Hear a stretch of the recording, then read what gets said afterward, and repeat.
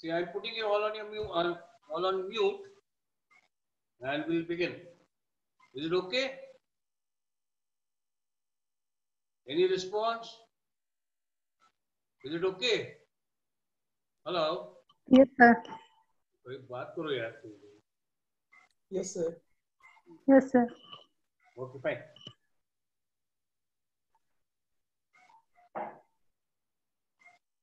So today we are going into a very important remedy, because this remedy was a lifesaver 100 years back.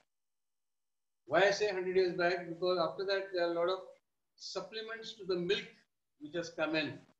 Earlier there were no supplements for milk. If an infant was not given milk, the infant couldn't survive. So supplement to the milk was not there, and this remedy was a very handy remedy, because this remedy is having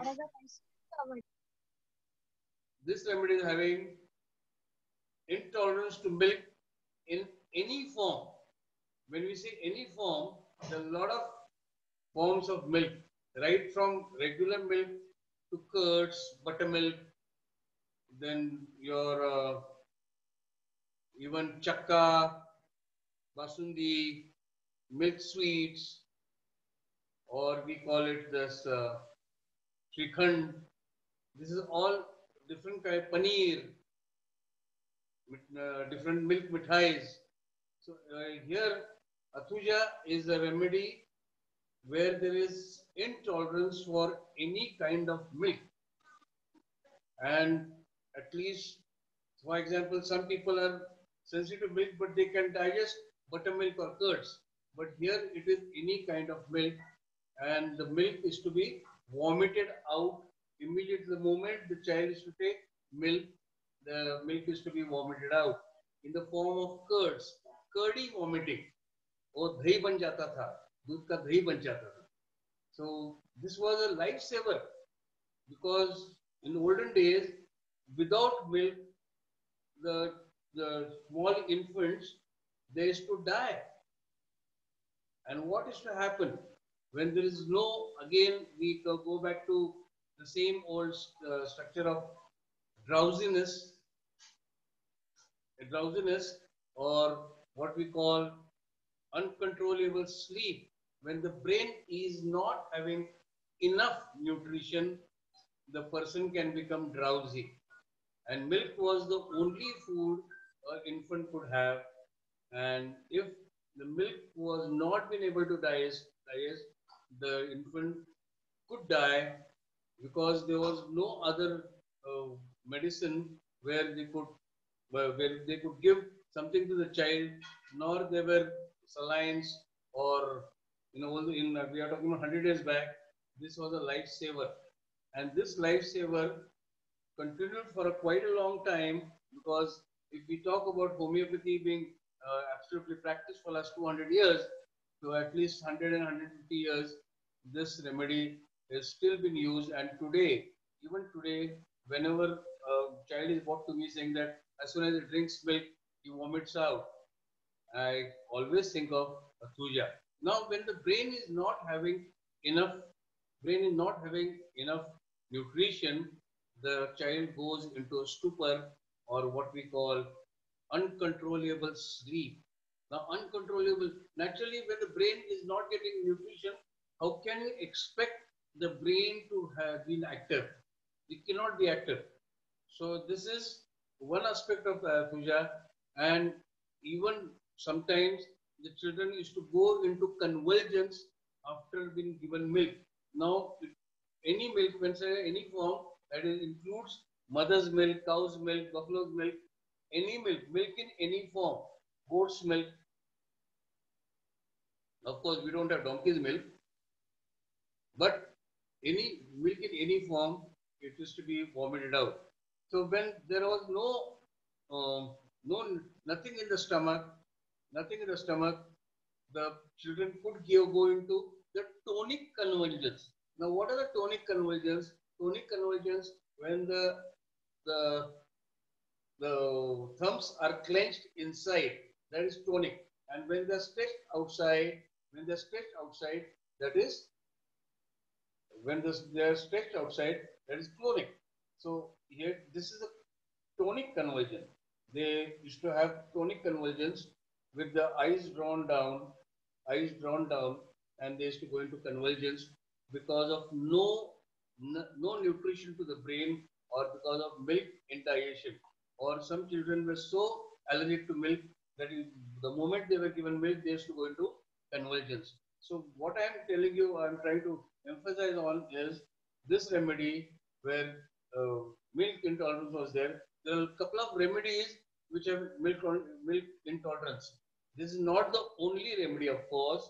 Then we have got, apart from Athuja, we have got Cilicia, then we have got Natrum Car, then we have got Natrum Phos, then we have got even the Calcarea group, some of the Calcarea group remedies also have a milk intolerance. So here, but of course, different kinds of symptoms are there here. But here, milk in any form, I'm repeating it, milk in any form, that is right from curds, buttermilk, basundi, shrikhand, chakka, whatever we call, or the milk sweets, what we call the malai peda, and so on and so forth. So milk in any form. So then one more thing I would like to bring to your notice is in Athuja, my guru, Dr. Gaikwad, always said Athuja is Jnaneshwar Child Foundation. He used to call it Jnaneshwar Child Foundation. Why Jnaneshwar Child Foundation? Why did he name it as Jnaneshwar Child Foundation? Because if you want your child to become like Jnaneshwar Maharaj, in Maharashtra, the Jnaneshwar Maharaj wrote Jnaneshwari at the age of 16. He wrote Jnaneshwari at the age of 16. So you can imagine at the age of 16, he could translate Sanskrit to Prakrit. This is 1700 years back. He could translate Sanskrit to Prakrit at the age of 16. So imagine his concentration level, his intelligence level. So here he used to say that whenever whenever a child is given Athuja, his grasping increases. Now, in other words, it is known as defective assimilation of the brain. Now, what do you mean by defective assimilation of the brain? In the right terminology, defective assimilation of brain. Like Cilicia, they say there is a problem with the growth because there is a defective assimilation of the digestive system. Whatever it's not that he eats less, but because of the calcium which is not digested, the person can go into rickets in Cilicia. In Calcarea, it is again defective assimilation of the calcium where the bones become weak and they bend while walking. So here we are talking about it. It is not lack of nutrition. It is not lack of nutrition. It is the absorptive power of the digestive system of that particular person.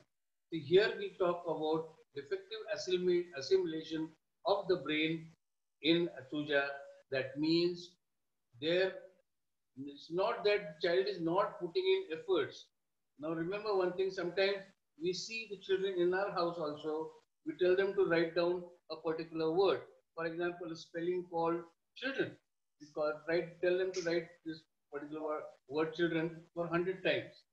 And then the child gets up, goes for some small play, some short play, and comes back. And if we ask him to write it again, he cannot. He cannot recollect the spelling, though he has written down the dictation for 100 times. So why? Because he is not been able to concentrate on what he is doing.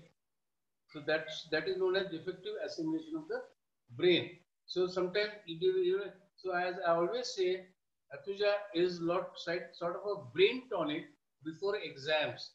Sometimes we feel that I have been studying for 8 hours a day, but I have not been able to grasp because your concentration level is falling short. Even if you read for 30 minutes, those 30 minutes should be grasped. And whenever there is a defective assimilation of the brain, we think of athuja. So here, why I'm insisting on this, that Dr. Gaikwad used to say, my guru, late Dr. Gaikwad, used to say that this is a Gnaneshwar Child Foundation.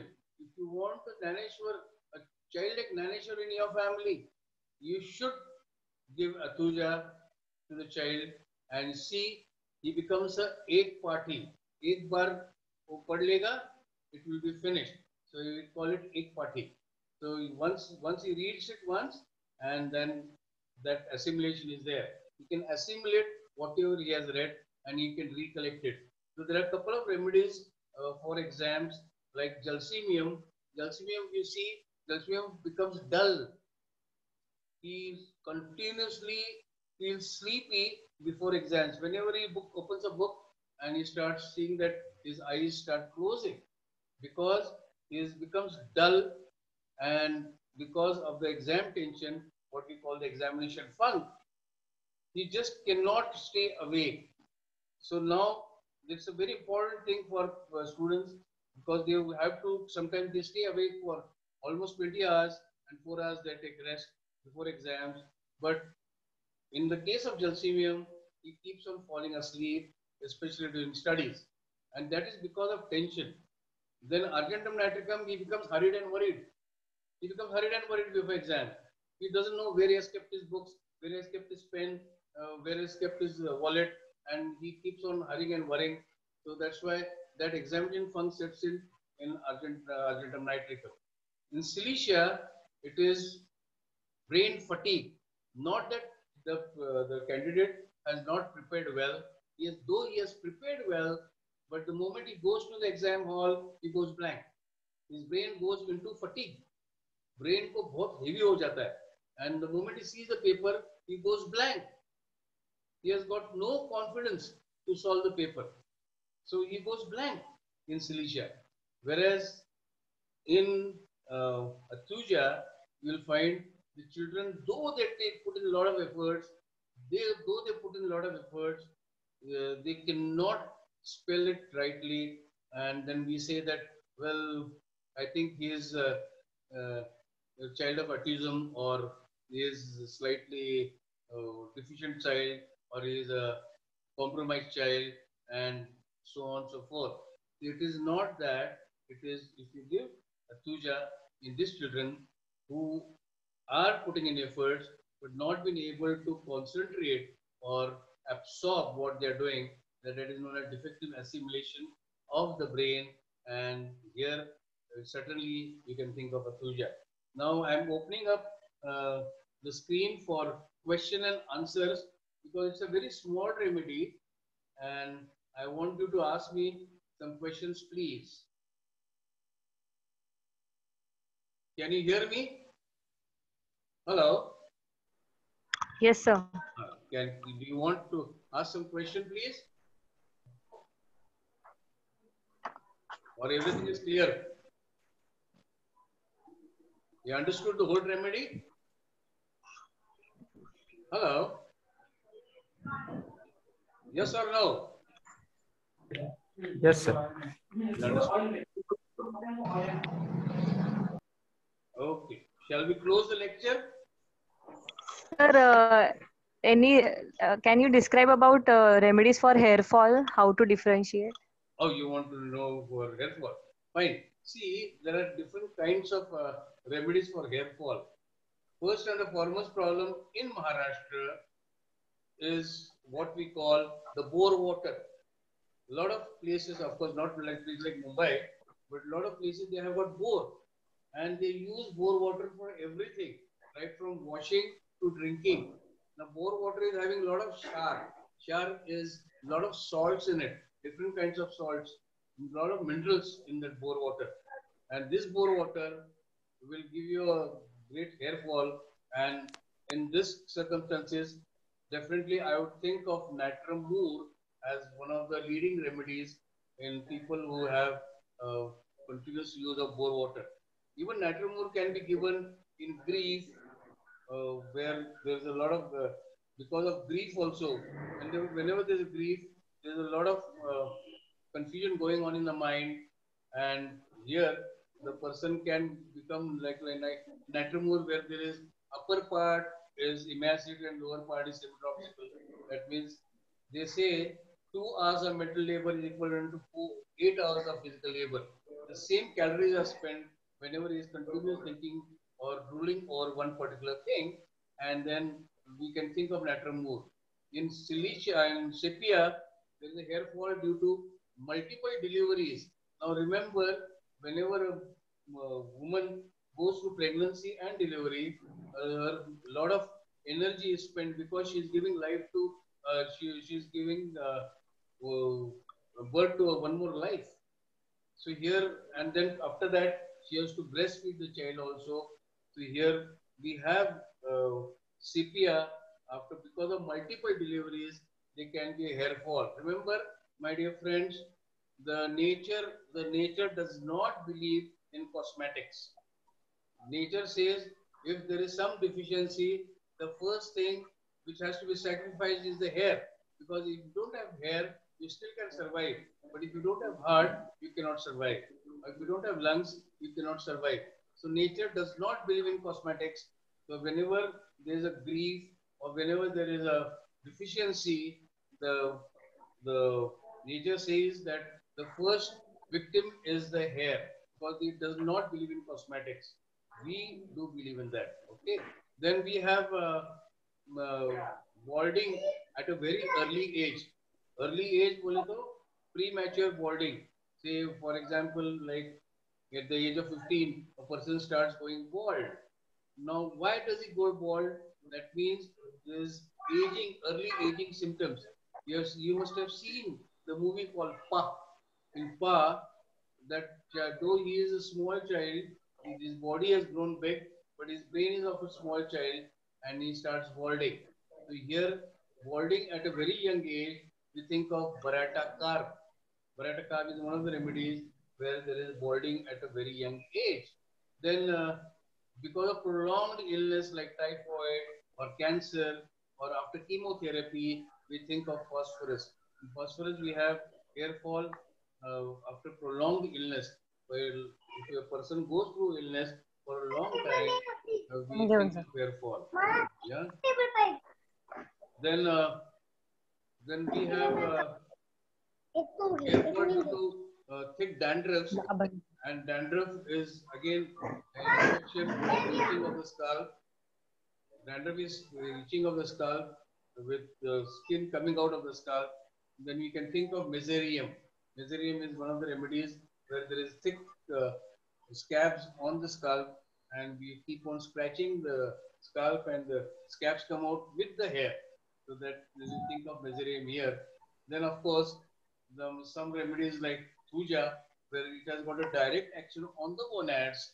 So when we talk about direct action on the gonads, that means it gives you what you want, don't want, and doesn't give you what you want. In young boys, after once they grow of their age, for example, they cross the puberty, still some people don't get mustache or beard, though they have crossed their puberty. And some girls, when they cross their puberty, some girls suddenly they develop green patches on their upper lips. That is slight hair on the upper lips. So when what you don't want, you get in thuja, and what you want, you don't get it.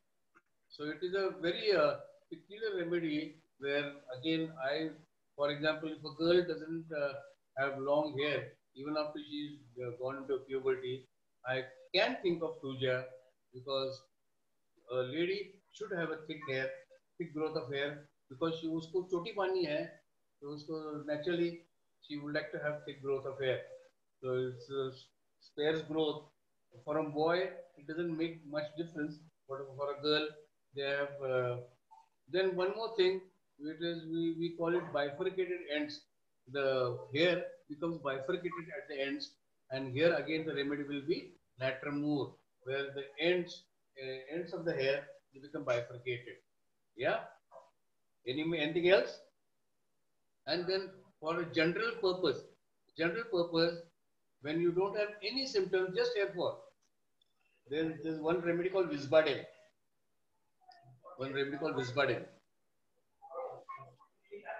And anything else? Sir, thallium. The couple of the thallium and all this, there are a couple of remedies, my dear. We are talking about a general purpose remedies. Then when we talk about hair fall, there are more than 100 remedies. So if you keep on searching, you'll find a couple of remedies. Yeah, selenium is there after prolonged illness. Sir, any external applications for hair fall? External application, because here it is the roots which we have to think of. Like in hair fall, there's one remedy called Kalikar. The hair becomes brittle. The moment you crush your hair, even with the hand, the hair basically are very flexible.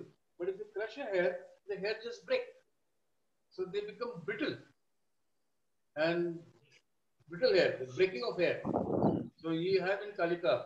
Then one like Arnica, if you got injury on the scalp or something like that, that part also you can lose. In Merck salt, there are irregular patches on the hair where the loss of hair is not uniform. It doesn't come in one way, balding on the hair on the top or balding on the sides, but it is loss of hair in patches. We call it then even in remedy like acid floor.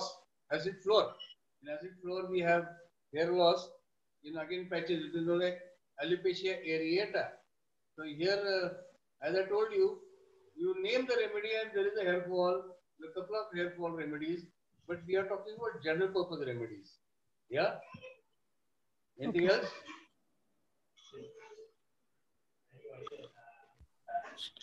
Shall we end the lecture? Hello, sir. Shall we end the lecture? Hello. Shall we end the lecture? बंद करूं क्या? Lecture बंद कर दूं?